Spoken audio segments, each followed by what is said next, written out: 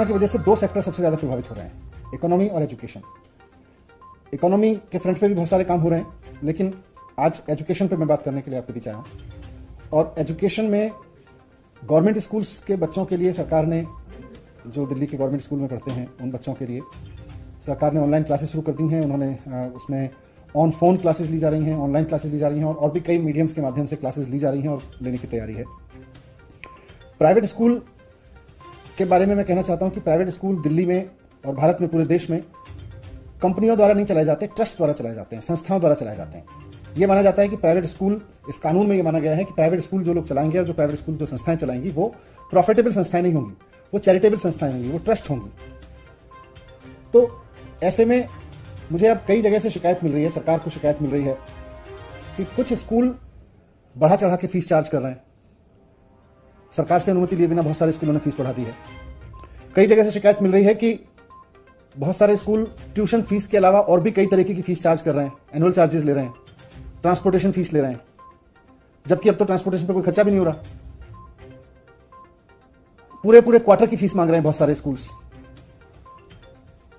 कई स्कूलों के बारे में शिकायत मिली है कि उन्होंने, अगर किसी बच्चे ने फीस नहीं दी है तो अपने यहां ऑनलाइन क्लासेस बंद करा दी हैं, उन बच्चों की ऑनलाइन क्लासेस फैसिलिटीज बंद कर दी हैं।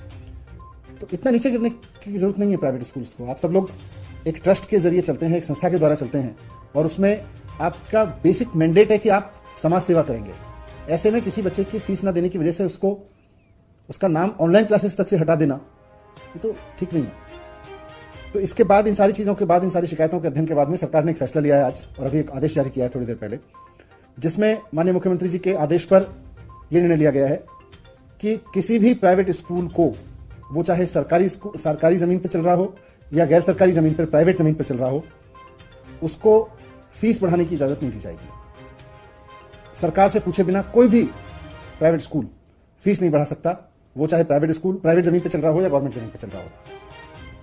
दूसरा, कोई भी स्कूल 3 महीने की फीस डिमांड नहीं करेगा, केवल ट्यूशन फीस डिमांड करेगा, वो भी महीनावार लेंगे। कोई स्कूल पेरेंट्स को 3 महीने की फीस नहीं चार्ज करेगा। इसके साथ जो ऑनलाइन एजुकेशन दी जा रही है बच्चों को स्कूल्स की तरफ से, प्राइवेट स्कूल्स की तरफ से, सभी बच्चों को देनी होगी। अगर कोई पेरेंट फीस नहीं दे पा रहा है तो उनके बच्चों का नाम ऑनलाइन टीचिंग से नहीं हटाया जाएगा, उनको ऑनलाइन फैसिलिटीज नहीं काटी जाएंगी, ये आदेश दिए हैं। साथ में कोई भी स्कूल ट्रांसपोर्टेशन फीस नहीं चार्ज करेगा इस दौरान, क्योंकि अभी ट्रांसपोर्टेशन पे कोई खर्चा नहीं है, इसलिए ट्रांसपोर्टेशन फीस चार्ज करने की जरूरत नहीं है। 1 महीने की फीस के अलावा कोई और, 1 महीने की ट्यूशन फीस के अलावा कोई भी स्कूल, वो चाहे प्राइवेट जमीन पे बना है या सरकारी जमीन पे बना है, कोई भी स्कूल 1 महीने की ट्यूशन फीस के अलावा किसी भी पेरेंट से कोई और तरह की फीस चार्ज नहीं करेगा, ना ट्रांसपोर्ट फीस चार्ज करेगा, ना कोई एनुअल चार्ज करेगा, कोई चार्ज नहीं लेंगे।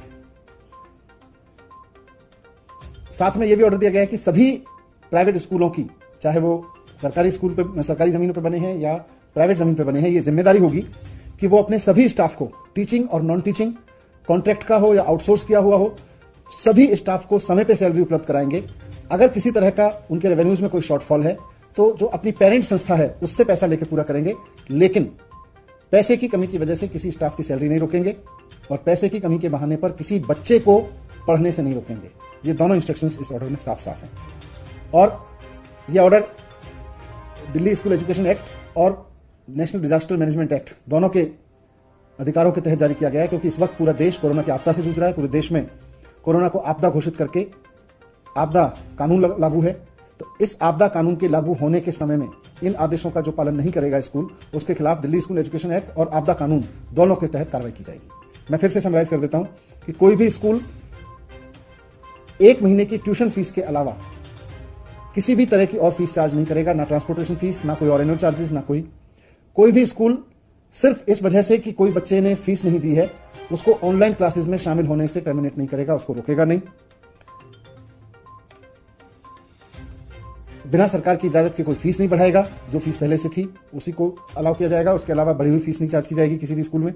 और साथ साथ सभी स्टाफ को, कॉन्ट्रैक्ट हों या आउटसोर्स किए गए हों, परमानेंट हों, टीचर्स, नॉन टीचर्स, सबकी सैलरी समय पर दी जाएगी। उसके लिए जरूरत पड़े तो अपनी पेरेंट संस्था से पैसा लेके दें, और जो इसका पालन नहीं करेगा उसके